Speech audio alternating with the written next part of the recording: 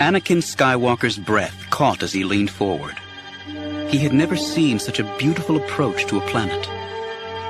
Obi-Wan Kenobi put a hand on his shoulder as he too leaned forward. I had forgotten how beautiful it is. Anakin glanced at his master. Despite his beard, his face suddenly looked young, even younger than when Anakin had met him 5 years before, when Anakin was 9 years old. Obi-Wan had been a Padawan then, just like Anakin was now. No doubt Obi-Wan was remembering his other trips to the planet, the ones he had taken with his own master, Qui-Gon Jinn. Wren Honoran, their Jedi pilot, nodded. I always forget until the next time I see it. It takes your breath away every time. It's amazing that it hasn't been colonized, Anakin said. It was given in trust to the Senate by its own government, Obi-Wan explained. Only small tribes of natives still inhabit it. A Senate committee handles requests to visit. Only the Jedi and small groups of beings can visit at any one time. Access is strictly controlled. That way, Ragoon-6 will remain unspoiled, as the government wanted. There are no air lanes, no factories, no cities. The Ragoons never allowed colonizers to settle, Wren said. Their own population dwindled until finally there was a handful left. They could no longer keep out all those who wanted to come. They knew they would have to give up what they loved most in order to save it. But if they just allowed colonizers to come, they could have kept their planet, Anakin pointed out. Yes, but they chose not to. The beauties of their world were too important to them, Obi-Wan explained. To keep the planet unspoiled was their first goal. They sound selfish to me, Anakin said. They wanted to keep their planet beautiful for themselves and a few others. Or perhaps they were wise, Obi-Wan said. It is not for us to say. Anakin turned his gaze back to the planet's surface and sighed under his breath. One of the hardest things he found about becoming a Jedi was suspending judgment. To Anakin, things were good or bad, smart or stupid. Obi-Wan had this maddening way of not taking a stand on things. If I had a planet that was truly my home world, I wouldn't give it away. I'd want to be able to come back whenever I wanted, Anakin said. He had spent his early years on Tatooine, but he had been a slave. He did not feel as though the planet was his home, even though his mother still lived there. The temple is your home, Obi-Wan said gently. Anakin nodded, but he knew that in his heart he did not feel that way. He loved the temple and was always glad to return to it. He loved its order and its grace. He loved the beauty within it, the room of the 1,000 fountains and the deep green lake. But it did not feel like home. Unlike the Jedi students, Anakin had once had a home. Unlike them, he remembered his mother. He remembered running home through the heat and bursting through the door to be met with cool and shade and open arms. He remembered his warm cheek against her cool one. No, his home had not been a planet. It had been much smaller and humbler and much more precious. Life in that home had not been easy. There had been times of food shortages, times when they had shivered at night for want of fuel. The temple was never short of food or fuel. The temperature was maintained at the optimum degree for the various beings who lived within. It was warmer and safer than the slave quarters on Tatooine. But it still didn't feel like home. Home will always be where Mom is, no matter how old I get, no matter how long it's been since I've seen her. There are the Rost Mountains, Wren said. We'll land, and I'll say goodbye there. He grinned over his shoulder at Anakin. And then you'll try to catch me. Wren was an older Jedi with a graying beard who had chosen to teach at the temple rather than continue to go on missions. Anakin had studied the politics of governments with Wren, and he knew the Jedi Master had a wide-ranging grasp of political philosophies in the galaxy. As part of his Jedi service, Wren also volunteered to take part in training missions for Jedi teams. Anakin and Obi-Wan would try to track Wren through the wilderness. The exercise was designed to strengthen the bond of trust between Master and Padawan. On Ragoon-6, they would have only each other to depend on as they tracked Wren through the rugged terrain. Anakin's eyes danced as he bowed respectfully to Wren. It will be my honor and pleasure to find you in a single day, Wren. Ah, in only one day, you say? You are almost as cocky as your master used to be, Wren said. I think my clues just got harder. I enjoy teaching lessons to overconfident Padawans. Anakin hid his grin. In his classes, Wren had been respected, but he'd also been teased behind his back by the Jedi students for taking himself a little too seriously. Anakin would love to find them before a single day had passed. That would deflate his superior manner a bit.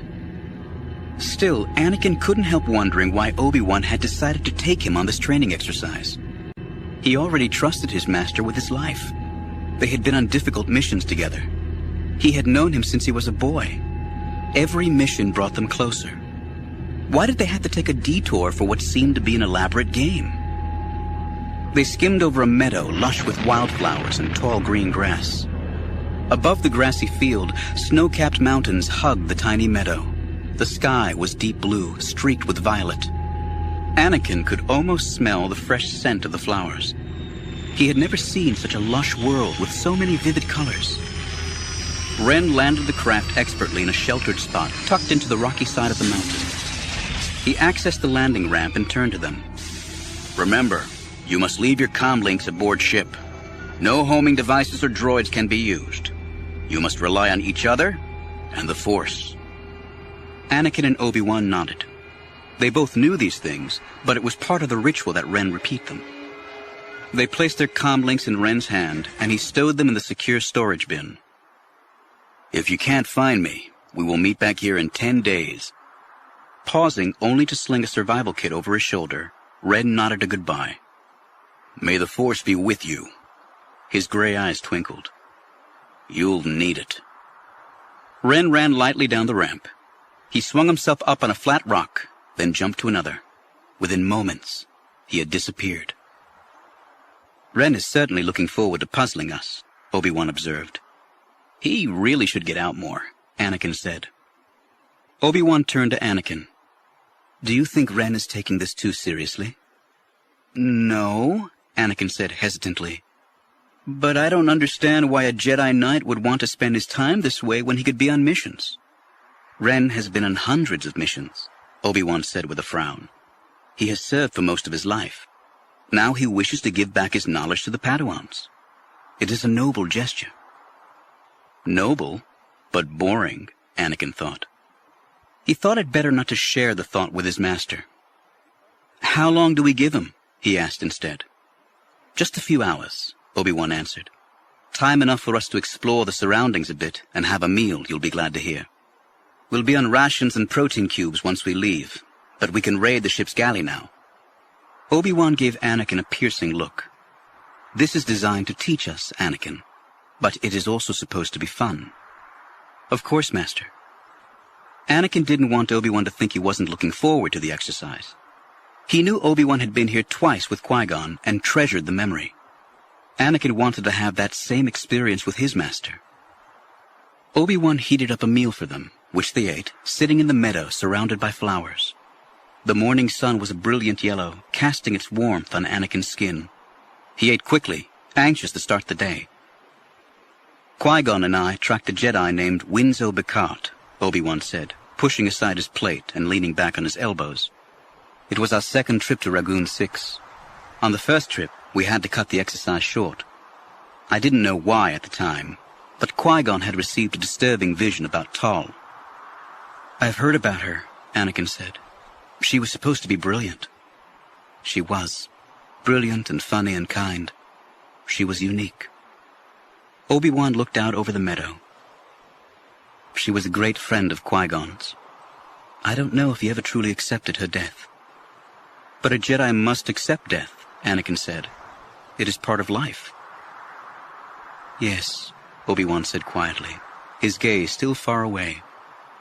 That was the difficulty for Qui-Gon. What do you mean? Anakin wanted to ask. But something stopped him. Sometimes when Obi-Wan spoke of his master, he became distant. Anakin could tell by the expression on his face. He did not want to intrude by asking prying questions. Silence fell between them. Anakin was used to that. Usually their silences felt comfortable. this one was not. Anakin watched Obi-Wan's face. He saw the quiet yearning there. Obi-Wan was missing Qui-Gon. And for the first time, it bothered Anakin. He wasn't feeling jealous of Qui-Gon, Anakin told himself. It wasn't that. He had loved Qui-Gon too. Something else was bothering him about his master's preoccupation. Maybe it was because he was still envious of their relationship. Obi-Wan had taken Anakin on as his Padawan, with reluctance. Anakin had always sensed that. Qui-Gon had believed in him, and Qui-Gon's belief had influenced Obi-Wan. How could Obi-Wan ignore his beloved master's dying wish? Anakin had thought himself lucky at the time, to arrive at the temple already chosen by a Jedi Knight. It was unheard of. Now that he was 14, he had seen his fellow Jedi students wait and hope to be chosen by a Jedi Knight. He had talked to his new friend, True Veld, about it. True had told him about how his master, Ragoon, had studied him. True had felt Ragoon's eyes on him during lightsaber matches, during classes, even walking around the temple. They had shared many conversations together. When Ragoon had officially chosen True at last, he had felt honored. Anakin, too, had always felt honored to be Obi-Wan's Padawan. But why, Anakin suddenly wondered. Obi-Wan did not choose me. Today, for the first time, Anakin saw the difference. Then a new thought pierced his heart. Had Obi-Wan brought him here as a desperate act, to develop a closeness he did not feel?